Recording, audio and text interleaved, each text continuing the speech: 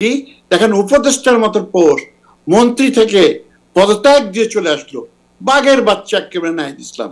কিন্তু নাহিদ ইসলাম যে ভালো করে বাংলাও বলতে পারে না, চিৎকার করে কথা বলে, তারা আমাদের নেতা হবে এবং এই 5 জনের ভিতর দিয়ে আমরা আমাদের আশা আকাঙ্ক্ষা দেখবো, আমার তো মনে হয় না। 20,000 টাকার কম্বল, 12 লাখ টাকার হেলিকপ্টার খরচ, কারা করে এটা? এটা তো পুরনো আওয়ামী বিএনপি রাজনীতি। কি চমৎকার বৈষম্যের গুলি খাইয়ে গোটা বাংলাদেশকে পাগল করে একটা আন্দোলন করলেন, আপনারা নিজেরাই বৈষম্যের মধ্যে পড়ে গেছেন। অ্যাসপিরেশন হিসেবে ছাত্ররা দল গঠন করবে, আমি ওয়েলকাম করি।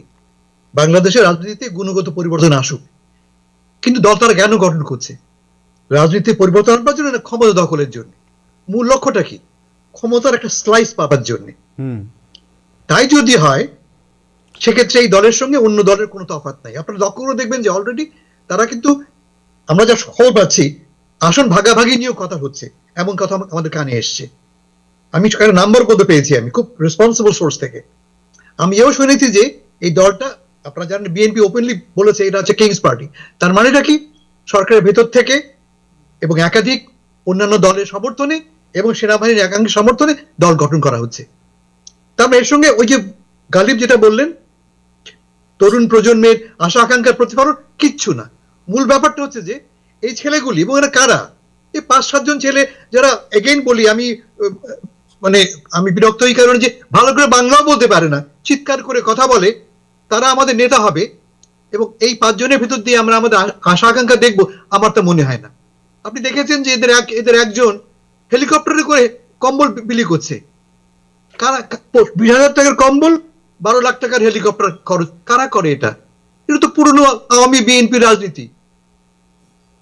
সেই একই রাজনীতি ঢুকে গেছে বলে আমার ভয় হচ্ছে যে আরো ইন্টারেস্টিং দেখেন, তারা যে তালিকা করেছে কে কে ক্ষমতায় যাবে, একজন আহ্বায়ক, একজন সিনিয়র উপদেষ্টা সিনিয়রও আছে।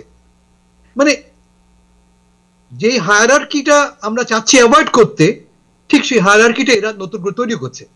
ফলে আশা আমি দেখতে চাই, কিন্তু এরা বোধ করে সে আশা পূরণের পাত্র নয় আমার বিবেচনা। Thank you. নাসির আলী খান পল, আপনি কি মনে করেন? আমি একটু বলতে চাই এই ব্যাপারে। ফার্স্ট অফ অল, গালিব সাহেব বলেন ছাত্র যারা আন্দোলন করেছে তাদের আকাঙ্ক্ষা, জাতির আকাঙ্ক্ষা। এটা আকাঙ্ক্ষা না গালিব সাহেব, এটা লোভ। রাজনীতি একটা বিশাল লোভ, and politics is a dirty game, এটা আমরা সবসময় জানি। যাই হোক, যেই ছাত্ররা একটা বিশ্বাসের উপর একটা দেশ 15-16 বছরের একটা রাজত্বকে উল্টে পাল্টিয়ে ধ্বংস করে দিয়ে একটা নীতির উপর, কি বৈষম্য বিরোধী, তার মানে তারা বৈষম্যতে বিশ্বাস করে না, এটাই তাদের কোর কথা। কিন্তু তারা যখন দল গঠন করলো, দলের প্রথমেই আমরা দেখছি বৈষম্যে ভরা। কেমন? এই দলের মধ্যে জেন্ডার ডিসক্রিমিনেশন হয়ে গেল, এই দলের মধ্যে রিলিজিয়াস ডিসক্রিমিনেশন হয়ে গেল। 10 জন পুরুষ মানুষ, এটার 10 জন প্রথম সারির নেতা, এর মধ্যে কোনো মহিলা নেই, কোনো হিন্দু নেই।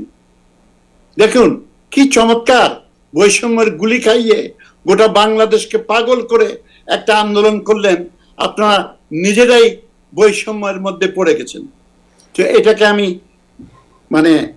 ঘৃণিতভাবে ধিক্কার জানাই যে তাদের মধ্যে এই ডিসক্রিমিনেশনটা এখনো বিরাজ করছে তাদের জন্মের সময়।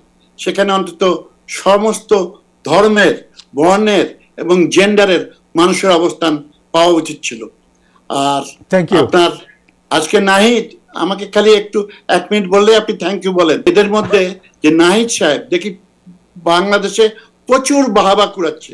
কি দেখেন, উপদেষ্টার মতো পোস্ট মন্ত্রী থেকে পদত্যাগ দিয়ে চলে আসলো বাঘের বাচ্চা একেবারে নাহিদ ইসলাম।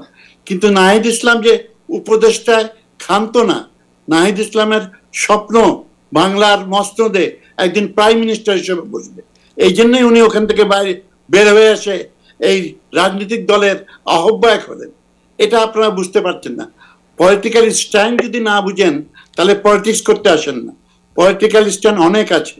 প্রিন্সেস ডায়ানা আফ্রিকায় গেলে একটা ধুলা বালিতে মাখা গরিব একটা কালো বাচ্চাকে কোলের মধ্যে নিয়ে নিত, তখনই কিন্তু প্রতিটা ম্যাগাজিনের ফ্রন্ট পেজে ওই ফটোটা আসতো, প্রিন্সেস ডায়ানা একটা কালু বাচ্চাকে কোলে নিয়ে নিয়েছে।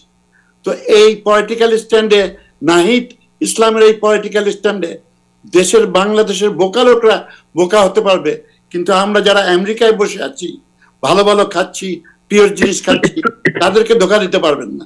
ধন্যবাদ।